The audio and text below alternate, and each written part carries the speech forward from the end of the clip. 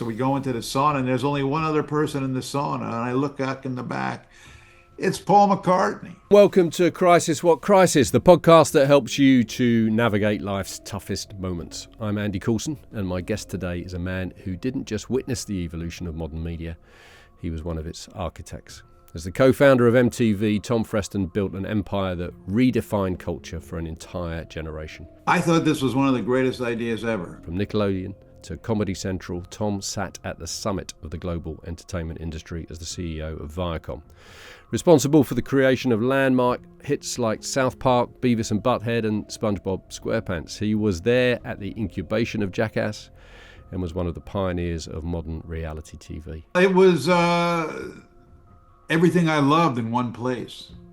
Film, music, movies, animation, comedy, everything was there. Along the way, he shared a sauna with David Bowie and Paul McCartney, advised Oprah, hung out with numerous presidents and cultural icons, Mick Jagger, Beyonce, Kurt Cobain. The list, frankly, is endless. But Tom's story is also an absolute masterclass in the art of the rebuild.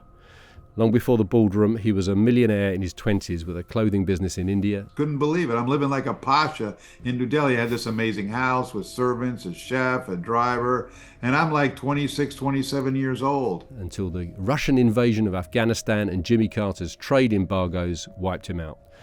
Decades later, at the very peak of his corporate power, the floor fell away again when in 2006 he was abruptly fired, a move that stunned his peers and the entertainment and media industry. I put put the old box of photos and everything together.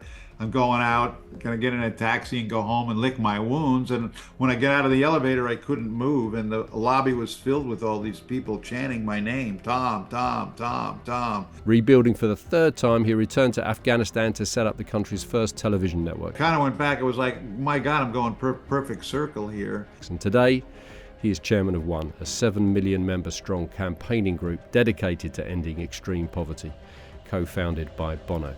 In fact, on the back of Tom's new book, Unplugged, Adventures from MTV to Timbuktu, there is a quote from Bono that reads, "There is no table in the world where you would not want to be sitting across from Tom Freston." No table today, but perhaps more appropriately on a screen from his home in California, Tom and I will discuss the anatomy of a comeback, the resilience required to reach the top, and the sheer guts needed to start over when it's all taken away. Tom Freston, welcome to Crisis What Crisis. How are you, sir? I'm good, Andy. It's great to be here. Nice to see you. Well, thank you for joining us, Tom. Excited for our chat. We've just rattled through some of the names you've encountered along the way, and there are many, many more besides. When you put all of that, Tom, into context, the people you've met, the places you've been, the incredible experiences that you've had during the course of this stellar career, have you identified a sort of defining character trait for success? What is the one thing that sets the sort of, successful, or maybe more importantly, the fulfilled, apart from the unfulfilled? Well, there's several. One would be confidence. Confidence that you can really talk and relate to anybody if you get down on their level, and humility. I mean, it's one thing I learned in my early years in Asia was humility, which is a characteristic that's sort of lacking in the entertainment business if you look around at some of the characters. But I find that being humble and earnest and curious can get you a long way, particularly if you have a sense of humor on top of that. You find you can relate to almost anybody. I think the same is true of the lack of humility in other areas of public life, Tom. I'm sure you'd agree right now. We're having a big episode of that these days. Yes. Yeah, there's definitely a humility deficit. That's for sure.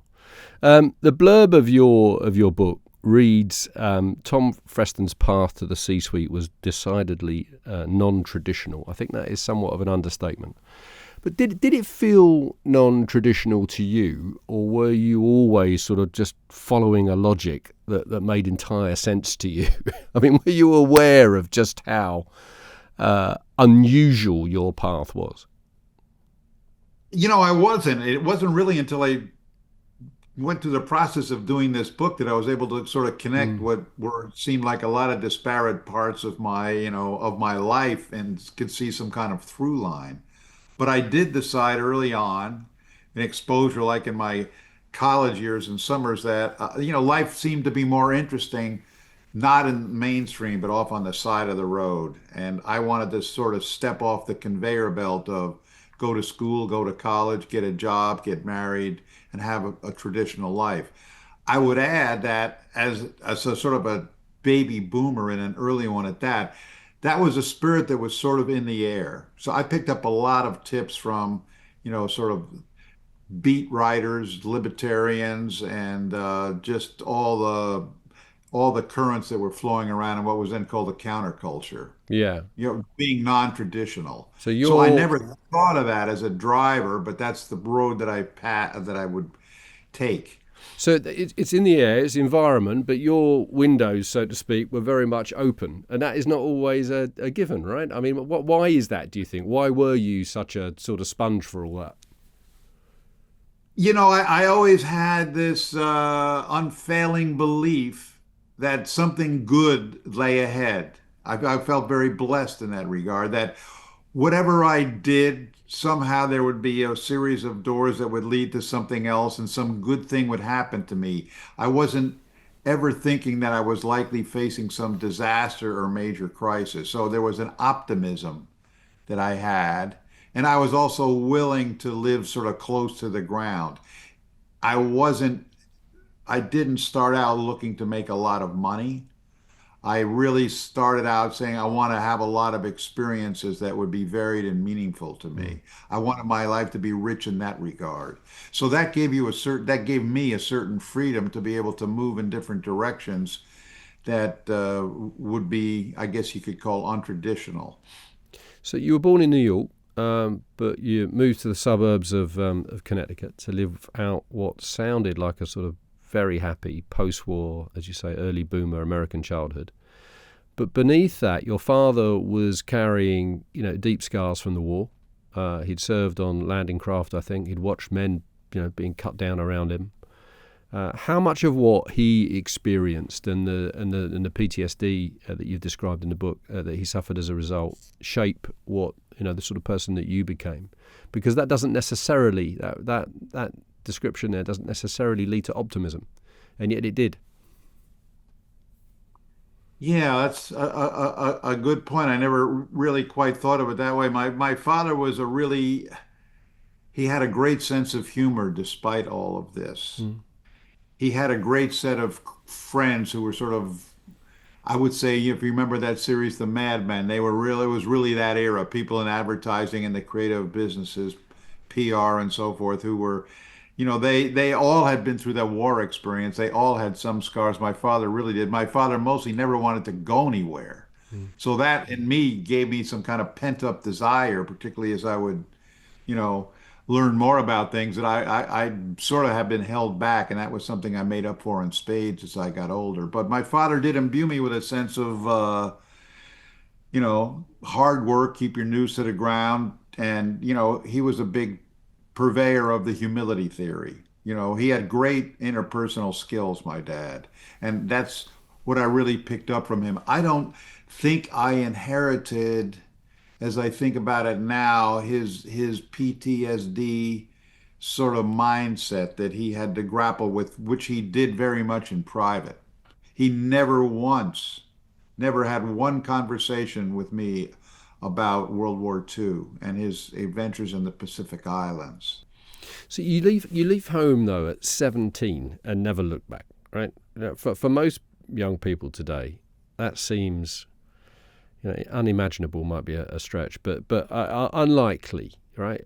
17 to have left home, not really looked back for at least for quite some time, to take on these incredible adventures that we're going to discuss.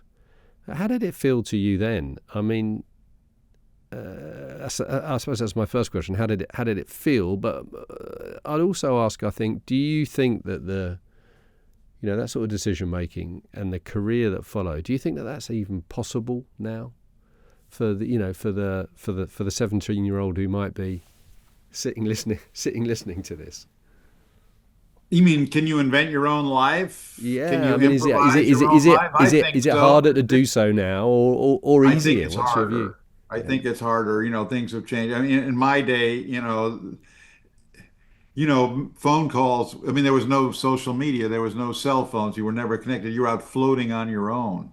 So in my days, when I learned I could hitchhike, when I was a kid, I learned I could ride my bike to the next town. That was like a great feeling of emancipation and agency. I could motivate myself. And then I found out when I got to college, I could hitchhike. Play. In those days, people would pick you up. This is before Charles Manson, and so hitchhiking or auto stopping, as they call it in Europe, I found that to be tremendously liberating and enlightening. Always leading to some experience or other. So you can't do that. And but I do believe if you're a young person, you can step off the conveyor belt of conformity, particularly when you're young. I'm talking now about, being out of college and you're in your late teens, early 20s. And I think it'd be really important exercise to go out in the world, which is the best classroom I've ever seen, and really view your country from the shoes of another person Mm. and learn the nuances in the world and get some cultural competence. It's something that's always lacking. When I started to travel and went to Europe, I mean, there was a stereotype of the ugly American.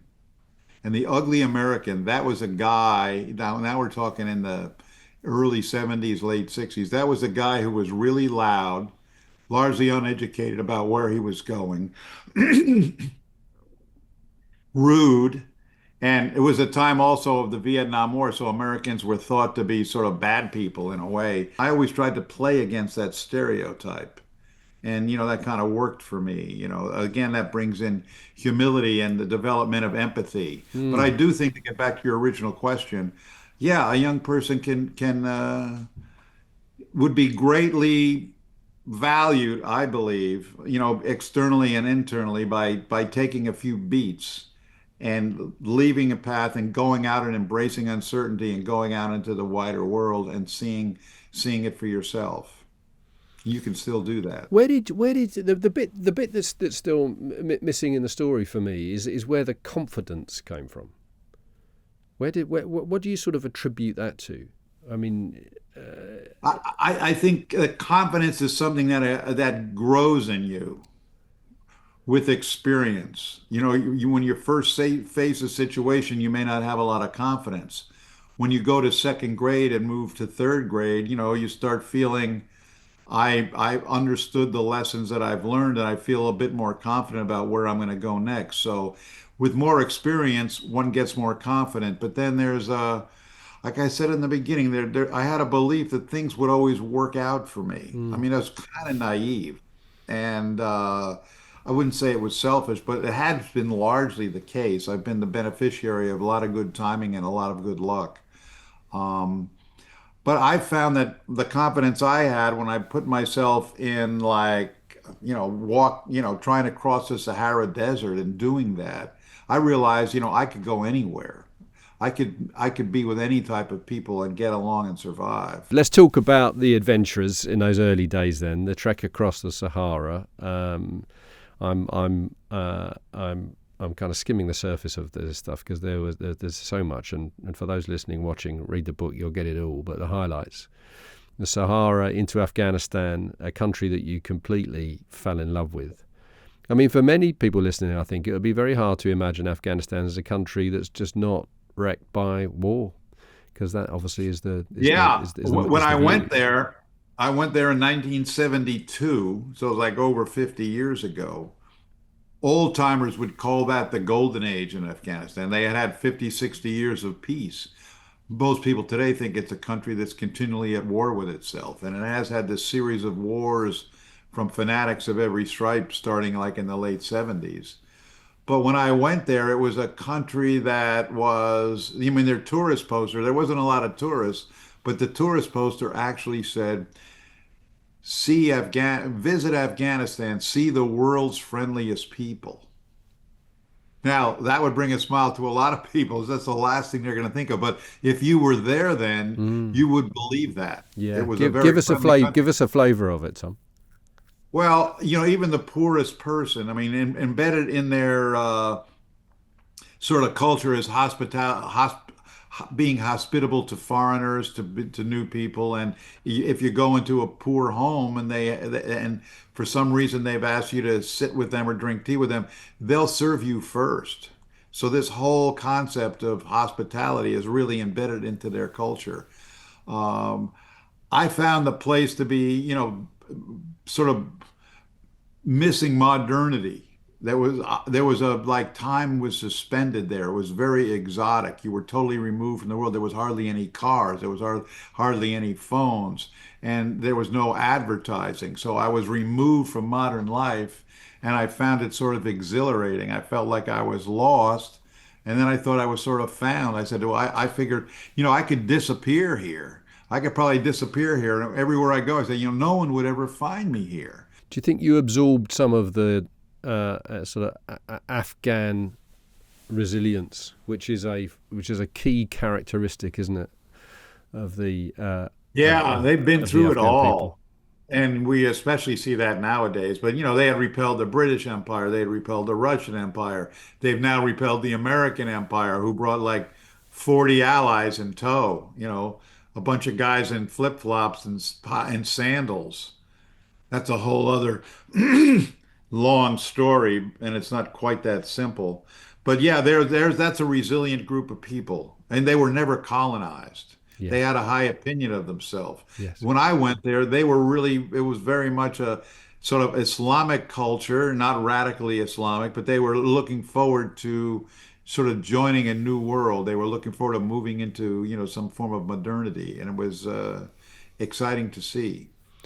Tom, you move on to India, and quite quickly, still in your early 20s, mid 20s, you achieve extraordinary success. You create a business shipping upmarket clothing from India to America. That business was Hindu Kush. It was epically successful. Just tell us how you approached that. How does one in their early mid 20s spot that opportunity, develop that opportunity, and make such a success of it in the way that you did? Well, I had good radar always. I realized that in retrospect. I had good radar, and I met this girl in Greece before I had gone overland to India. And she told me she'd been living in Kathmandu for 4 years. She used to design her own clothes and make her own clothes and put it in trunks and ferry them overland and show up in Greece and Italy and sell them in resorts. And I would see these, it was a time, it was before globalism was just starting. So boutiques were just starting. I wanted to live there in Asia. And I figured in those days, no, you couldn't really get a job. You had to invent your own jobs. I mean, most people who were there for on some spiritual search, or they were there working for the government. So I thought if I could create a business that we could design and make clothing of a higher quality and sell it to better stores. I could make something, for example, for $5 that I could sell for $25 a day later, because air freight was just sort of beginning to get economical. So I could make something in New Delhi and have it in New York City like a day later. I mean, it was like FedEx or DHL, right? So, and then there was this whole movement of fashion-wise, the flowering of boutique stores, of young people who wanted to, break out from and start their own businesses. So there was this network of stores that would sell this type of thing. And the look that you were able to achieve, this sort of gypsy boho look, if you had good designers, you could really tap into the currents of the time. And so you could make things at low cost and sell them for high cost. And for me, the goal was not to have this huge company. I had no desire to be a big player in the garment industry, but would allow me to sit in India and live there and do further exploration and learn as much as I could about that country and Afghanistan. I was totally fascinated and never really escaped that fascination with those countries. So that was the motive, but I mean, along the way, you turn Hindu Kush into a extremely valuable business. I mean, it was an epic commercial Yeah, success. we became hugely successful. beyond, I mean, I was just looking to support myself. The next thing I know, we've got a multi-million-dollar business and we've designed things that are in great demand. We had a supply chain that was working. We could, send out tons of stuff by on Pan American to New York. And then ultimately I was selling things in the UK and in the Netherlands and Australia. And over time, it became a business. So now I'm running a big business. And we're inventing this as we go along. I had a partner who I had worked with who had inherited some money, and he put his money into the company because I didn't have a dime. And as you said, we became millionaires in my 20s doing this. Couldn't believe it. I'm living like a pasha in New Delhi. I had this amazing house with servants, a chef, a driver, and I'm like 26, 27 years old.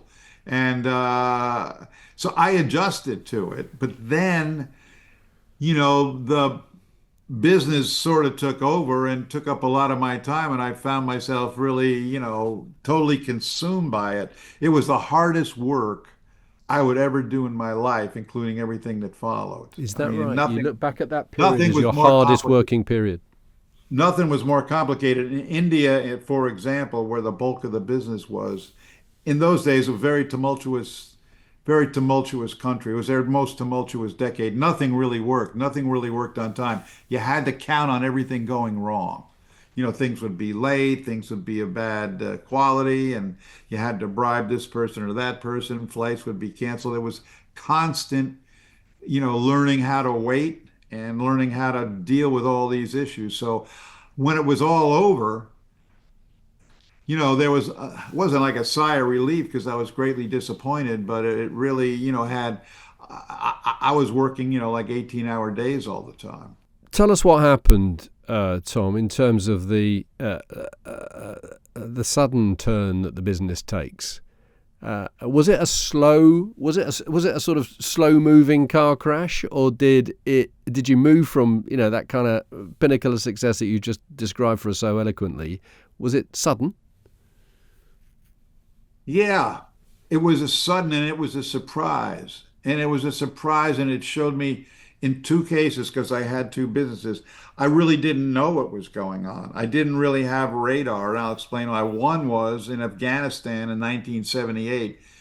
There was a coup, a communist coup, two communist parties. There was like 3,000 communists in the country. I mean, a country of 11 million people. They took over the government like in a Pearl Harbor type of way. Hmm. Even the Soviets said, man, these guys aren't ready. Afghanistan's not ready for communism. It was the last country in the world to go for communism. And, man, I didn't, no, there was like a group of these people. I never imagined they were going to take over the country so easily. But they did. The country went into a tailspin. I had to get my tail out of there. Went to India and doubled down on that business. But what had been happening was the flood of imports into the United States was alarming a lot of domestic apparel manufacturers and fabric manufacturers. And they lobbied the White House, then occupied by Jimmy Carter, this is down the late 70s, to put a ban on clothing from India. And there were some other countries involved. Now, I knew none of this because I never really had my antenna. I was never following politics. I was too single-mindedly looking at my business, thinking that the world was sort of going to remain the same. All of a sudden, I was unable to, they put an embargo on clothing from India, so I'm stuck at the peak of my business. We were about to be a big summer program with Bloomingdale's, who was like the leading fashion-forward retailer in the United States. Tons of stuff. Can't get it into the United States. And my business was wiped out. I had to rely on smuggling some stuff, you know, I mean, smuggling a you say bit. that lightly. I had to rely on smuggling some stuff. It's a hell of a sentence, Yes. Tom. Just tell us what happened. Well, I felt this was so unfair. I mean, how can they just announce this out of the blue, and like in one day my whole world changes. I mean, now I'm stuck. like these government bureaucrats have no regard for young entrepreneurs or young business people. I wasn't alone in being screwed over like this. And I kept thinking, well, there must be a way to get around this. There must be a way to get around this. And I had met in those days, there was a lot of smugglers. The other big business in that day, people were smuggling hashish or smuggling out antiques from royal families of the Maharajas. And they would always be telling me how easy it was. So I deduced, I had these friends I knew from Kabul who were Canadian, that I could ship goods to Canada, and that this fellow, his father was a former rum runner from the Prohibition era. He could take these goods and move them in a boat across the St. Lawrence River through the Thousand Islands. And that I could at least get the shipments out, this last shipment out that would put a small dent in my debts. So we made four runs on a full moon over, from Canada to this island. There's 1,000 islands. There's nobody there. No one's looking. It was so easy. I was amazed how easy it was. And So the consequences of that, had it gone wrong, would have been reasonably dire, one imagines.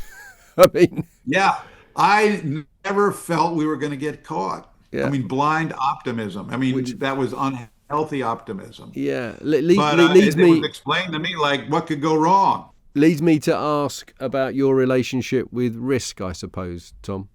Because again, for those and I'm going to encourage you to go and read the book. Your book is littered with stories of near misses, drama, danger.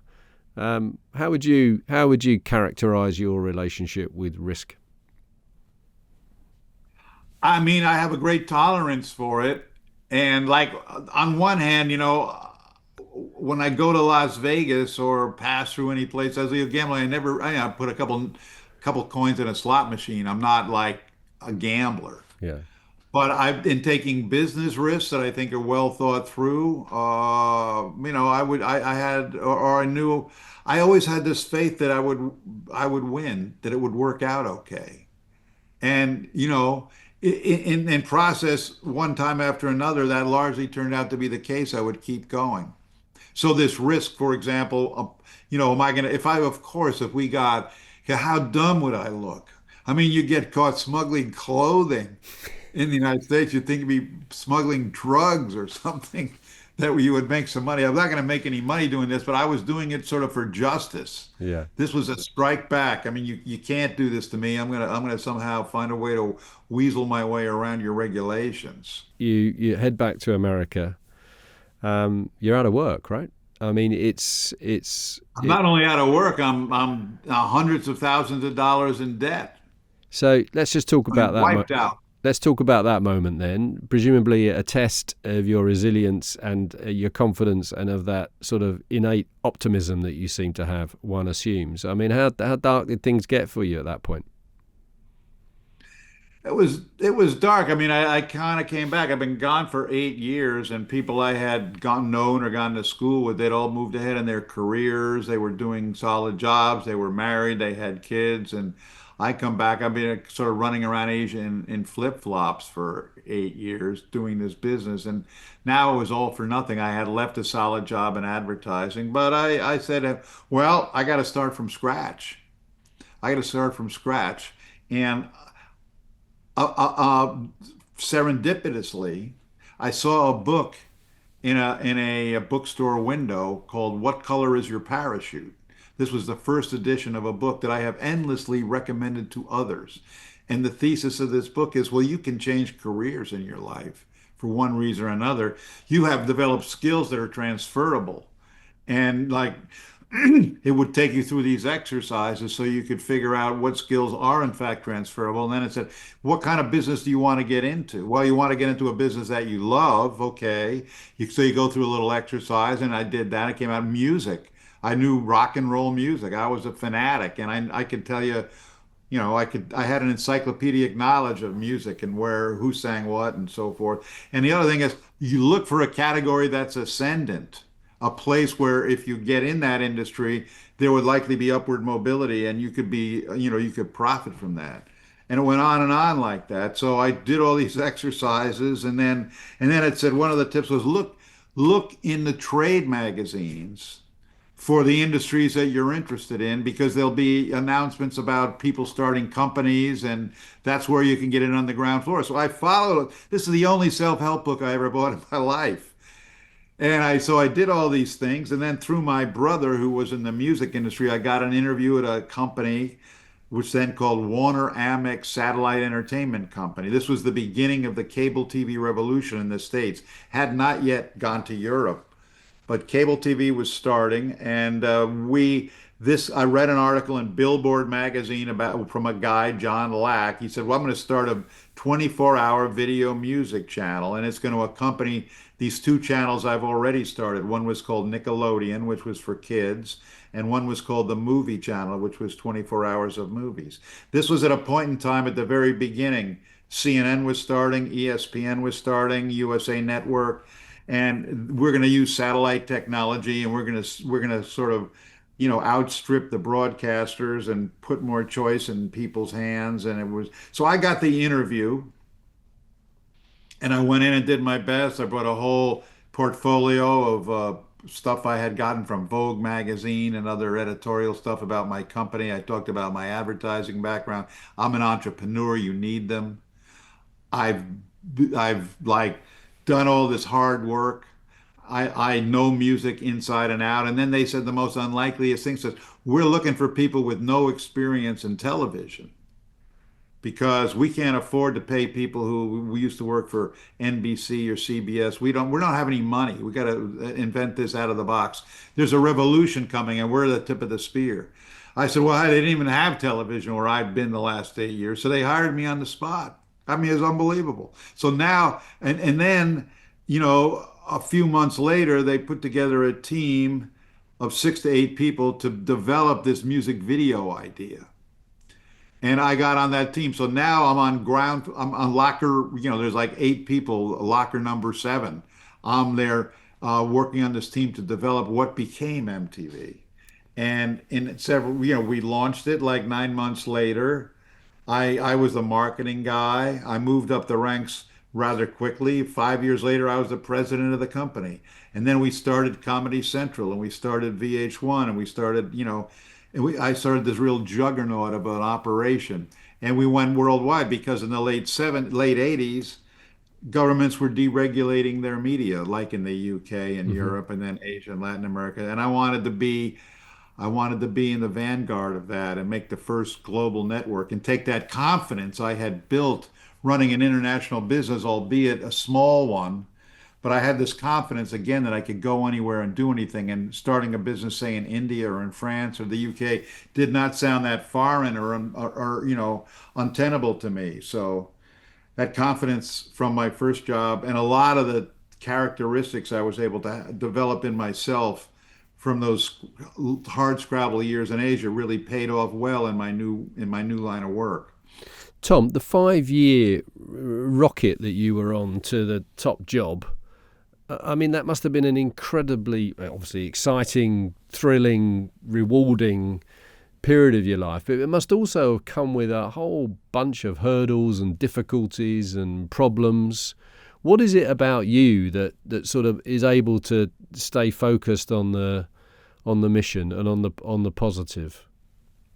I thought this was one of the greatest ideas ever. Now, mind you, when I took the job, I went from being a millionaire in my 20s to making $35,000 a year. And I was the highest paid guy or gal on the team of 6 or 7. Everyone else was making 25 or 30. Right. But everyone loved what they were doing. I loved what I was doing. When we were fighting groups of people who all thought we were going to fail. And we were like crusaders on a mission. And I always believed that we would win because I always believed the idea we were selling would be irresistible to the target audience of music lovers who were, young adults, teenagers, and so forth. So, no one wanted us. The advertisers said it wouldn't work. The cable operator said no one's going to watch music on television. The music companies say, we're not going to give you these music videos for free, which was the business model that we required. So it was always overcoming obstacles and gradually moving up. And because there was always incremental progress, I never really had to rethink my thesis that this was a great idea and would ultimately, work worldwide. There must have been a number of moments there where you individually and collectively as a team thought this ain't going to work. This isn't going to happen. You hit you Yeah, hit we were running out of money. I mean, what we found was that there was cable existed in 1981, 82 in the States, mostly in other markets. New York and LA and Chicago, they didn't really have cable. It was like in places that historically had bad television reception. So they could bring in some distant signals from other markets, and people could, see better. It wasn't really about other choice. So I would go out as the marketing guy to a market like Tulsa, where 100,000 homes got it from day one, and see that our target audience, they would be standing in bars looking at TV sets like they were watching a football match. And they couldn't believe it. I talked to the people at the radio stations. They were saying, "Oh boy, we can play so much more different kinds of music now because people see it on MTV." People are asking for haircuts from people like this on it. So I knew they liked it. So if we kept our finger on the consumer, Hmm. the end user, and if we were able to build a bond with them, everything else that we needed in the business would fall into place. We would get distribution from cable operators. We would get advertisers to advertise. The record companies would realize we could sell records. But we were running out of money and we were about to go under because there was nothing to break the logjam. So we decided on what we would call in the States a Hail Mary pass, a last ditch effort. Throw the ball far. Let's take all the money we got and put it in this thing. We came up with this I Want My MTV campaign. The idea of which was let's go over everybody's head and let's go to those young music lovers and music fans and get them to call their cable company and demand their MTV. And let's get the world's biggest rock stars to embrace our logo and legitimize us and have them make the call. Pete Townsend, Mick Jagger, David Bowie, and so forth. And it worked like a charm. I So mean, it's not often on this pod that I get to sort of ask the question directly of the person who was in the room when it happened. You were in the room when someone uttered the words for the first time. I know, I want my MTV.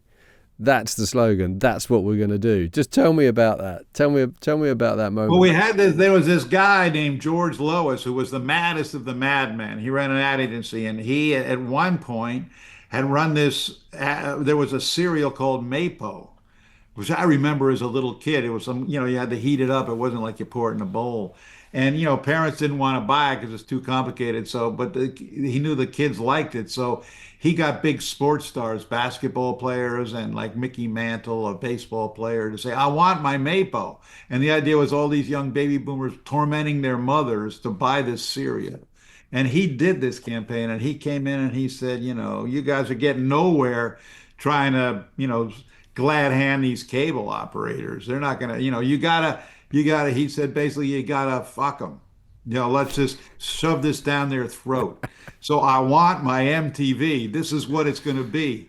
And people stood up and saluted. He says, now you got to go out and get the biggest stars in the world to say this for you.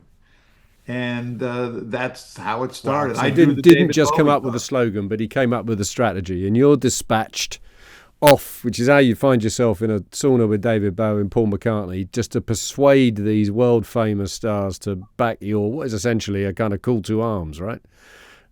Yeah, I mean, the first one was we had this guy, Les Garland. He had to get Mick Jagger because he was like the biggest star in the world at the time. So once he said, yes, I'll do it, everyone else kind of fell into place. But I called David Bowie's manager. I do the David Bowie card. And then she said, oh, David's skiing in Stade, Switzerland, but he'll do the commercial. And I had met him before because I convinced him to give us some photos, let us use some photos. I circumvented his manager and asked him directly. And he just said, what's MTV? I said, it's music 24 hours a day. He said, it's good for music. He says, okay. So he said, he's skiing in Stade. So I got a 35 millimeter crew. We got on a plane. We got on a train. We show up in Stade. We, go out to the slope and the edge of the ski area and we do 3 or 4 runs. He comes down, switches, says, I want my MTV. And then he said, what are you guys doing for the rest of the day? So go skiing. And then at the end of that, Tom, Would you like to take a sauna with me later at the Grand, what was it? The Grand Hotel, which was the Grand Dame Hotel of Mm. Stadt. And I said, yeah. So I remember going back to the rest of the crew. We were in like a youth hostel kind of place and saying, I'll see you losers later. I'm going to go take a sauna with David Bowie. So just to be And when clear, I just to mean be clear, big checks are not being written in return for this endorsement from world zero, famous people. They're all doing it for free because you've zero. persuaded them of the value of it. Yeah, they said this is going to be great for music. We're going to put it in the middle of everybody's living room all day long, all night long. So when we go in there and meet David, and he couldn't be nicer now. I've been able to, spend some time with him during the day. So we go into the sauna, and there's only one other person in the sauna, and I look back in the back. It's Paul McCartney. So I am this kid from Connecticut, like, out of India. I'm sitting in a sauna with two of my favorite heroes for like 20, 30 minutes, throwing water on the rocks, and they were asking me questions. And, this has been a story that I've been dining out on for years. Yeah, It was a sort of a highlight, but it was superb. my early years. So, Tom, you're chairman and CEO of MTV Networks for 17 years. So, for a man who'd spent most of his sort of professional life, as we've been hearing about, with this sort of wanderlust, always on the move, how did you know that that was the sort of time to settle, I suppose? Well, it was everything I loved in one place. Film, music, movies, animation, comedy, everything was there. I was working with creative people, doing something creative. We were up every year, like what they would say on Wall Street, by double digits in terms of sales, and we were building this huge colossus largely on our own. We weren't like relying on independent producers, and it was like I was running this creative factory with all these odd, eccentric characters. It was fantastic. What I had always envisioned, like not having a mainstream life, I'm running a not a mainstream company that sort of exists over to the side of the media industry. That's a creative factory. I could go on and list all the hit shows and things that we did. But so to me, this was heaven. And, no matter how much I was getting paid, I would do it for like much less to have this job. So I stayed, and, you get to a certain point, like years kind of fly by. Like this year's already flying by. And, I kept moving up in the hierarchy, and gradually became the CEO of the company, which was a very different job from what I had been doing for 17 years, which would be close to the creative process and not having to deal with a lot of corporate Hmm. stuff that went along with being a big public company. It's one thing, though, to say that you want that kind of culture that you've described. That kind of creative kind of furnace that you created at MTV. But it's quite another to actually do it and to make it commercially successful. So what was your formula? How did you manage to kind of manage, create, put together this incredible kind of, when you look at the products that came out of it, it's astonishing. Sort of a creative furnace, as I say, but make it, a very disciplined, very successful commercial enterprise. If I were to ask you to try and sort of summarize the way that you found the balance between those two things, what your formula was, how would you describe it? Well, as it was when I was working in Asia, it was about having the right team, having the right partners. So I had assembled a team of people who were both creative, they were passionate, they were also had a good business head. I put creative people in charge of each of these networks rather than a salesperson. I tried to make creativity sort of the main aptitude that the people who worked there felt that that's what we were there for. And I had we also, the other thing was consumer knowledge, having a research department that wasn't going to force decisions, but you really had your finger on the pulse of things. We were very much in the centerpiece of the popular culture. So in the popular culture, stuff comes up from the ground. So you need a young employee base, Hmm. but you also want research that would help guide the way and increase your probabilities of success with things. So and we had a good team spirit. I mean, it was a healthy organization. I had 50% of my team was women. This is a point in time when that wasn't really common. It was very, lacking in hierarchy. And I would always think I need to hire people who are smarter than me, you know, which isn't that hard. I mean, so hire someone smarter than you to protect you from your worst instincts and help guide you along. And, I made it as fun as it could be. We're in the entertainment business. It should be, people should want to come to work and, have a good time. So, parties and that type of stuff were very much a centerpiece of the culture that we had built. So MTV ends up in the ownership of Viacom. You end up as the boss of Viacom. Um, and then things continue to take an upward trajectory. You are doing a great job. And yet, you suddenly find yourself fired by Sumner Yeah. Redstone as Viacom CEO. It was a move, as I said in the intro, that sort of stunned the industry. Tell us what happened and how you now sort of reflect on it, Tom. Well, I didn't see it coming. I mean, I had the success. I had confidence that we were doing a good job. But what I did know when I was reluctant to take this job, that Sumner Redstone, who was the billionaire owner who controlled the company, who started it really at the age of 65, started assembling it. We had a movie studio, Paramount, and all sorts of other businesses as well. He had fired both CEOs that preceded me, both of whom were exceptionally talented guys. And he had just fired them because for reasons that were kind of bogus, that he thought that they were taking credit for things that they had actually engineered and done. Right. So the minute I took this job, I knew two things. One, I was going to get fired. And two, I was going to be doing things I hadn't done before that may not be the most pleasant thing for me, dealing with Wall Street investors, always going around to conferences. And it was far away from the creative process that had originally, really psyched me up about the place. So he, after 8 months on the job, very short on his firing scorecard. He'd always like to fire people on holiday weekends. He fired me on what we have in the States. We have a thing at the end of summer called Labor Day weekend. So he had me come over his house. He just said, I have bad news for you and me. The board of directors wants me to fire you immediately, which was total BS because he controlled the board. Hmm. And I hadn't seen this coming. It really came out of left field, and I should have had more. But you work at a place long enough, and your radar kind of dims. You're probably a little bit overconfident.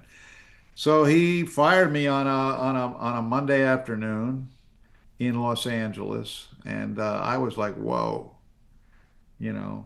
I called my lawyer. I knew it was going to come. I could tell by the tone of his messages to me that this was going to be probably bad news.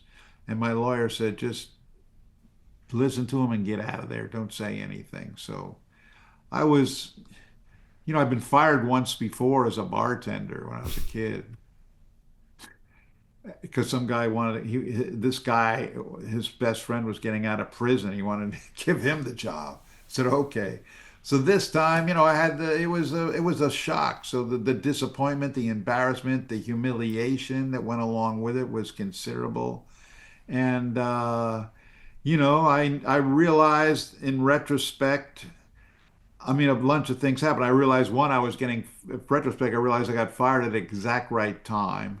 I got fired for a bogus reason. That I got fired under the best possible circumstances. I got fired ostensibly, he said, for not buying a company called MySpace. Mm-hmm. So I got fired for not buying a bogus thing. I got fired by a guy who's known for firing everybody, who at this point in time was thought to be sort of this cranky guy. Yeah. And so the humiliation and embarrassment was sort of tempered by that. And then when I left, I had to fly back to New York and leave, our main office building in Times Square. I got this hero send off from like 1,000 people in the lobby, which I didn't expect. It was really kind of a major moment in my life. I put the old box of photos and everything together.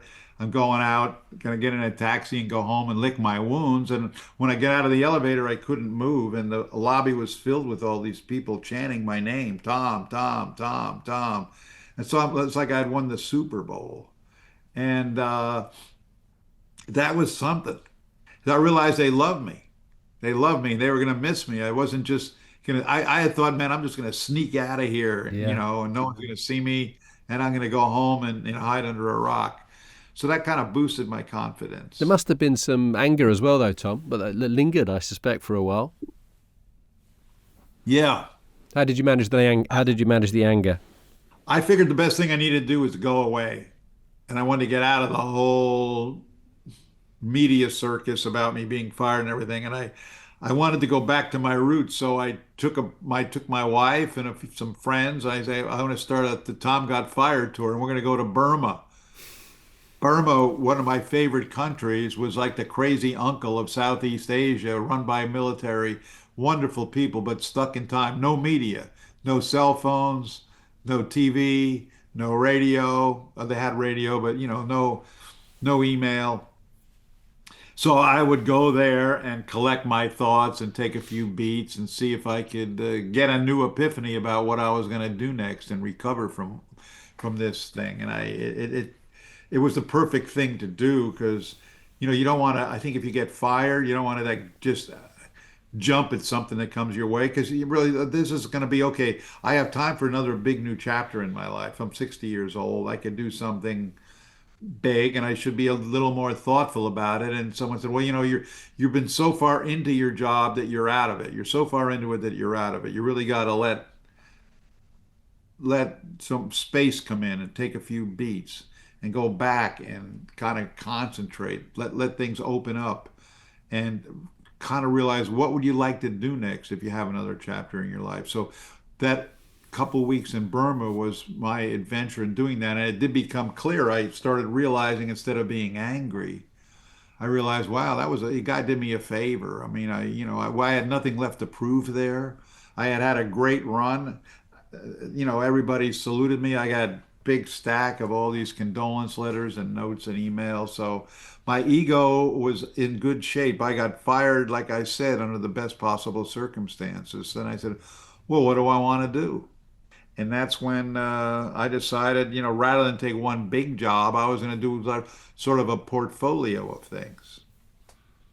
And that involved, one thing involved going back to Afghanistan with our mutual friend Saad Hosseini, who romanced me and convinced me to come help him out. A previous guest of this podcast, and as you say, a great mutual friend of ours. So a couple of things that come out of that, I suppose. I mean, it's your natural optimism coming through again once you sort of punch through the anger, I suppose. But also, it's a classic kind of spotting an opportunity in crisis. Would you say as well? Yes. Yeah. What do I pull out of this? I might just go around and mope. I mean, do I just want to, I didn't want to get a job. I realized I really got a lot of clarity. I said, I didn't want to be grafted on top of another media company. I've been Yeah. in the media business for 25 years.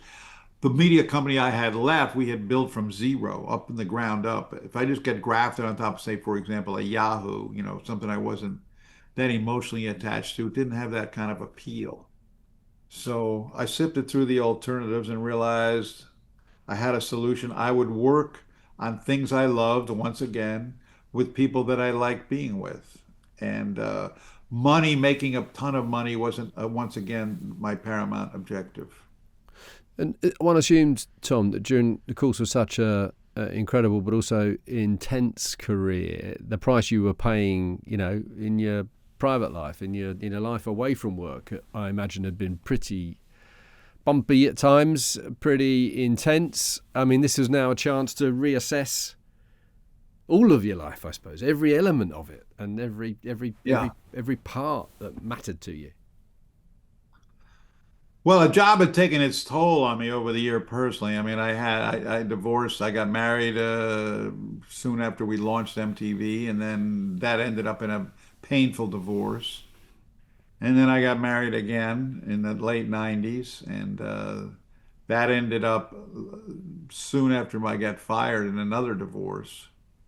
So that was bumpy. My relationship with my kids was great. Hmm. But I did have, I remember a friend telling me, I had a friend from the 70s, and they said, you're really on this, you really got to develop a private life. I mean, you're in the middle of this circus and you're involved in every industry and you got to go to this and you got to go to that. And where's your private life? Do you have any time to really think and kind of kick back? And uh, so I started seeing a therapist, which I had not done before, who was really helpful to me, and said, "Well, how do I take this next chapter of my life and make it as productive for me as possible in as many ways as possible?" So I went through that whole exercise of sort of self-examination, and here I am. That's so interesting, Tom, that at 2 points in your life, you found a self-help book, right? It's off a shelf Yeah, book that gave right. you a kind of, a light to follow at that point. And then much later in life, you've relied on professional help. What was your um, what advice would you give to others who maybe are struggling through whatever circumstance, pondering the possibility of reaching out for help?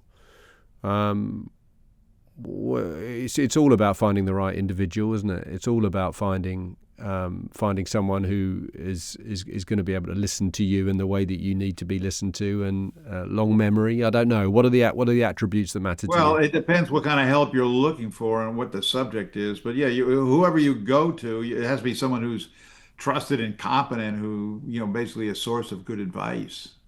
I would think, God, if I could be a therapist, I mean, you could just dish out bad advice all the time. So you want to, you want to see somebody of some, I wouldn't say renown, but someone with a decent reputation who's recommended well, who seems really thoughtful, with whom you can have a personal relationship. So I had this fellow named Phil Stutz who lived in LA, and he helped me believe in myself and was really like, this is a time to change your life. You got a unique opportunity here to do something totally original and different if you want to.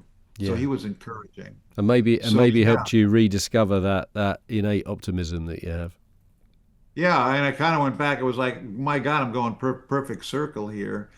I'm now going. I left Afghanistan, country that's still obsessed over because of these external factors. I was sort of driven out, and now I went into a 25-year media career, a quarter of a century, and now I'm going back there to essentially help launch and start, or really started, already launched a media business from scratch with a lot of young men and women that had a social purpose as a goal. So it's sort of a perfect circle. I said, well, that's so logical. Of Yes. course I can do that. All the things I love. And the other thing I would say about that self-help book, one of the most gratifying things is I've recommended it to so many people, and people would come back to me and go, man, that book really hit. I mean, I've never had a self-help book before, but I really got so much out of that, so much logical thinking about where do I go next, and just helped me with the process without having to pay somebody as a therapist. Outstanding. I mean, Tom, as you've been so generous with your time, as we've heard, an incredible life. You're someone who's sort of walked away from convention at every turn. And we talk a lot. We have a little here, but we talk a lot on this podcast about how we, build that sort of resilience muscle, particularly in relation to, young people. Yeah, at a time when the world seems pretty blooming challenging. So what's your advice, Tom, please, for a young person listening to this who wants to forge their own path but doesn't quite know where to start? The Tom Freston manual, page 1. Well, the first thing is figure out what are the things that you love. How would you like to spend your time? Where would you want to live? Some of those basic questions. What is it you would really, how do you take your work and align it with the things that you love? So when you work, it isn't like, I can't wait to get off work. You'd want to be able to say, I do this job for less money. It's so good. I'm working on something that is ascendant. I go back to like this is like, I'm not going to go to work for the post office, but I'm going to go to work for, if I'm interested in, in sort of career growth, I would try and pick an industry that, if I'm starting from scratch, an industry doing something that I love know a bit about, and that is thought to be in a growth phase. So I could be a participant and beneficiary of the natural kind of growth that's going to occur in that sector. Today you'd say, oh well, today are you going to get into AI? I mean, I'm sure there's a lot of different angles you can get into the AI game if that's it. You don't have to go to work for Chat GPT, but I'm sure there's a whole constellation of other companies are going to be serving this industry. And then once you get in there, once you get into one of these industries, other doors are going to open to you because you're going to build other relationships with people and you're going to find out stuff that you never even knew existed. And so you're just going to have to go for something. But the hard part, of course, is getting the job to begin with. If we're talking about employment, I mean, I know this isn't the easiest time. It's a tough time, yeah. I think it's really a tough time. I look at my own kids, I go, geez, it's a lot tougher of a world than it was when I grew up I mean, I kind of sort of won the birth lottery. I came about it. I don't want to be, but that was fortuitous in terms of where I was born and when I was born, and that I was born white and a male. It made a big advantage of my life. Curiosity is a word that strikes me out of that summary. Yes. Be curious. Be I mean, you're now curious. a man, by the way, looking incredibly well in his 80s, who is still curious. You still wake up every day kind of inquisitive. I try and stay in good shape. I have this group of people that I travel with, one of which is our friend Saad. So we'll go, where's a place we can go to that soon we won't be able to go to? Well, hey, let's go to Taiwan. Yeah, no one's been to Taiwan. Yeah. It turned out it's a beautiful subtropical island, and we went hiking. And so we're always, or let's go to Georgia, the country of. Great country, great country. Yeah, I've spent a really. fair bit of time in Georgia. Yeah. A nice 3,000-year-old bottle of wine you can get there. Kind of. So, trying to keep that part of my life alive, I try and stay active, and I knock on wood and count my blessings and all of that. But I'm still curious.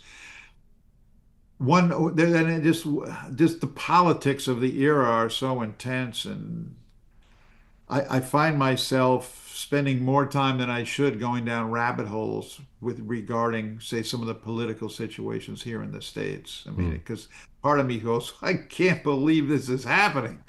Seems so insane. And my curiosity in that lane, it probably eats up more time than it should. I got to try and put myself in some kind of media blackout. It's hard to rise above. It's just a constant. It's a constant noise, Constant isn't it? fire hose. Largely of crisis. I mean, it is an overused word. I am guilty of it. I've used it twice myself in the title of this podcast. But it is an overused word. But it is also representative of the sort of the mood, isn't it, in our lives? Yeah, it's a darker time. Tom, thank you so much for your time. Fascinating conversation. An absolute pleasure to have you with us, and thank you so much. It's a pleasure talking to you, Annie. Really enjoyed the conversation myself. If you enjoyed that conversation, I'd recommend heading to our archive and listening to my chat with Anthony Scaramucci, who is equally excellent on the subject of risk and failure. And also Dame Steve Shirley, if you want to be totally inspired by how to remain endlessly curious about life. Two brilliant conversations that sit perfectly alongside this one. And if you're not already subscribed, now's the time. Hit follow wherever you're listening. It costs you nothing. It takes 2 seconds, and it means you won't miss what's coming next, which, by the way, this year is already shaping up to be very exciting. If you're feeling extra generous, leave us a review. Tell a friend, or as Tom might put it, I want my crisis. What crisis? I'm Andy Coulson. Thank you for tuning in.